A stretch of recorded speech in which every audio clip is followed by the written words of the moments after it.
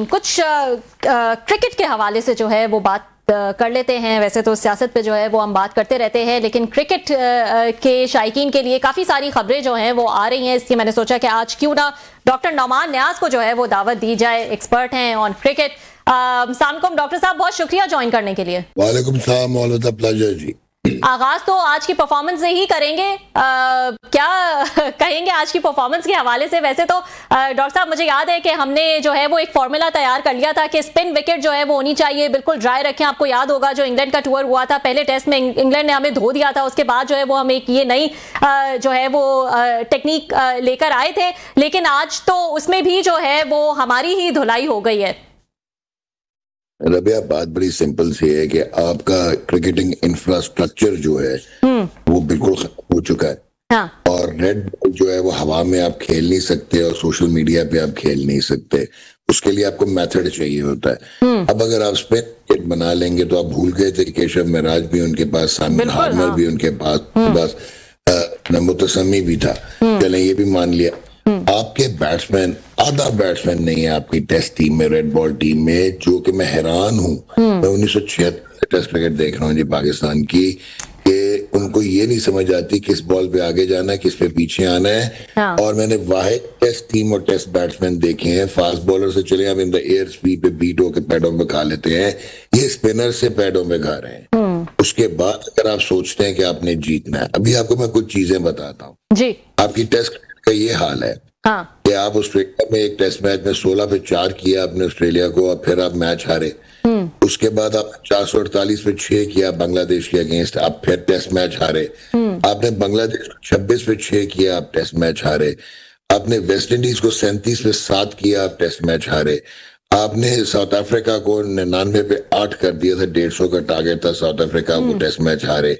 और आपने 235 में 8 आउट थे साउथ अफ्रीका के इस टेस्ट मैच में, आपने 404 कराया, आखिरी विकेट पे आपने 98 करवाया। अब दूसरी तरफ आप जरा एक और चीज देखिए, जो कि आप चैंपियन हैं। पहले टेस्ट की पहली इनिंग्स में आपके 16 रन पे 5 प्लेयर्स आउट हुए, 5 विकेटें गिरी। दूसरी इनिंग में 17 पे 5 विकेटें गिरी। इस टेस्ट की पहली इनिंग में 17 पे 5 विकेटें गिरी, और आज 9 रन पे 4 विकेटें गिरी। देन यू एक्सपेक्ट कि आप जो है मिरेकल्स टू हैपन और आप टेस्ट मैच जीतेंगे। टेस्ट मैच आप जीत ही नहीं सकते, क्योंकि मैं आपको बार बार, मेरा गला बैठ गया कह कह के, लेकिन अभी भी सुनने में आ रहा है कि प्रायोरिटी मिसप्लेस्ड है, कि हमने कराची का स्टेडियम जो दोबारा बनाया था, और जहां पे 18 मैच जो हो रहे हैं उसमें एक नहीं रखा, उसको अब हम दोबारा तमीर करने के लिए जा रहे हैं। लेकिन जो हमें इंफ्रास्ट्रक्चर चाहिए वो हमने नहीं करना। तो अब आप उसके बाद कैसे जीतेंगे? टेस्ट मैच आप नहीं जीत सकते हवा में। अच्छा, तो ये तो इस पे तो ऐसा लग रहा था कि अभी तो थोड़ा आसानी है टेस्ट सीरीज में पाकिस्तान के लिए। कोई बड़ा जो है वो मुकाबला हम नहीं खेलने जा रहे, ना ऑस्ट्रेलिया, साउथ अफ्रीका, न्यूजीलैंड, कहीं भी जो है वो हम खेलने नहीं जा रहे। तो ऐसा लग रहा था ये जो टेस्ट साइकिल है इसमें पाकिस्तान के कुछ मैचेस जो हैं वो आसान है, तो हम ज्यादा कामयाबियां जो है वो हासिल कर सकते हैं।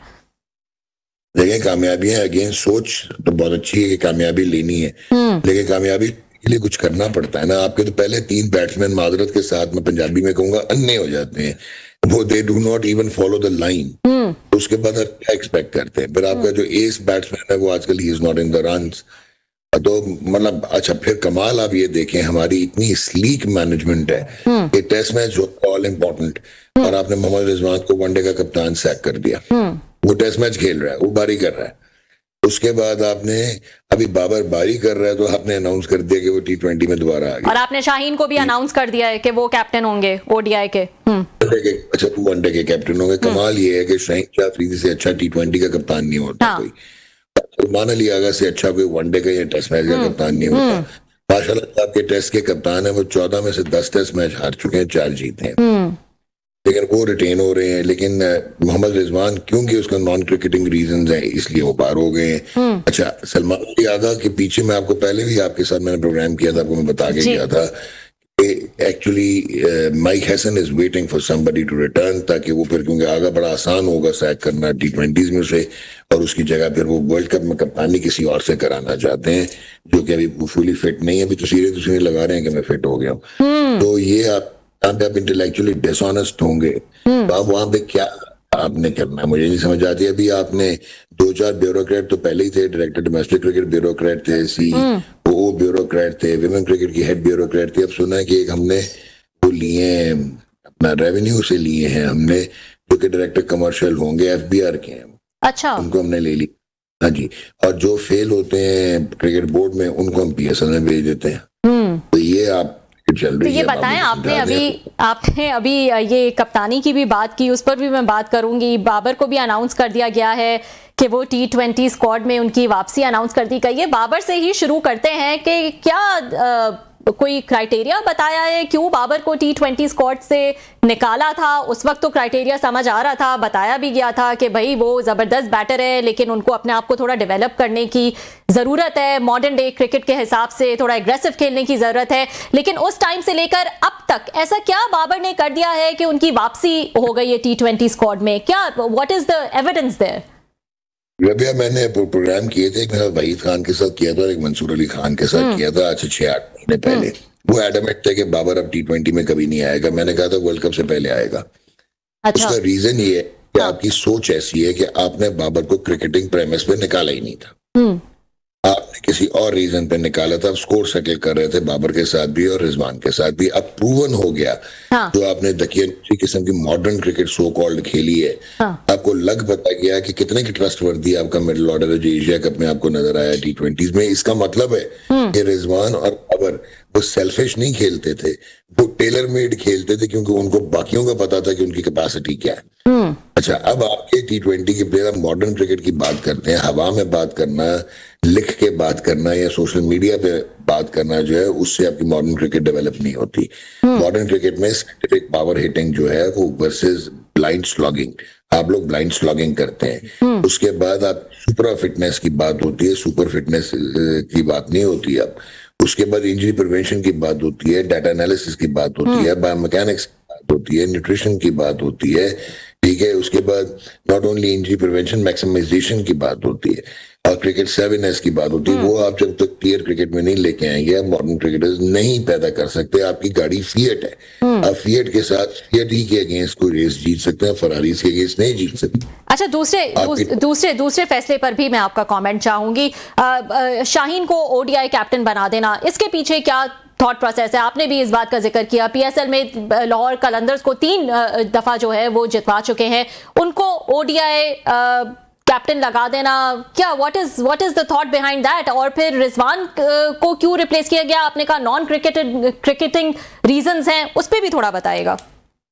देखिए, मंतक कुछ और थी, रिजवान को हमने हटाना था। रिजवान एक तो क्रिकेटिंग एस्टेब्लिशमेंट का बंदा नहीं है, दूसरा यहाँ वहां से तबाही शुरू हुई थी जब इसने सरोगेट एडवर्टाइजिंग के सामने वो स्टिकर टैग लगा के तो खेलना शुरू कर दिया था, ठीक है। वो उसके बाद वो माना नहीं था कि मैं सरोगेट एडवर्टाइजिंग नहीं करूंगा, तो वहां से बहुत सारे लोगों की दुखती रग पे जो है वो उन्होंने हाथ रखा।